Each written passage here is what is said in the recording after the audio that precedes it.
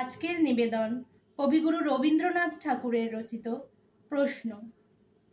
ভগবান, তুমি যুগে যুগে দূত পাঠায়েছ বারে বারে দয়াহীন সংসারে। তারা বলে গেল ক্ষমা করো সবে, বলে গেল ভালোবাসো, অন্তর হতে বিদ্বেষ বিষ নাশো। বরণীয় তারা, স্মরণীয় তারা, তবুও বাহির দ্বারে আজি দুর্দিনে ফিরানো তাদের ব্যর্থ নমস্কারে। আমি যে দেখেছি গোপন হিংসা কপট রাত্রি ছায়ে হেনেছে নিঃসহায়। আমি যে দেখেছি প্রতিকারহীন শক্তের অপরাধে বিচারের বাণী নীরবে নিভৃতে কাঁদে। আমি যে দেখিনু তরুণ বালক উন্মাদ হয়ে ছুটে কি যন্ত্রণায় মরেছে পাথরে নিষ্ফল মাথা কুটে।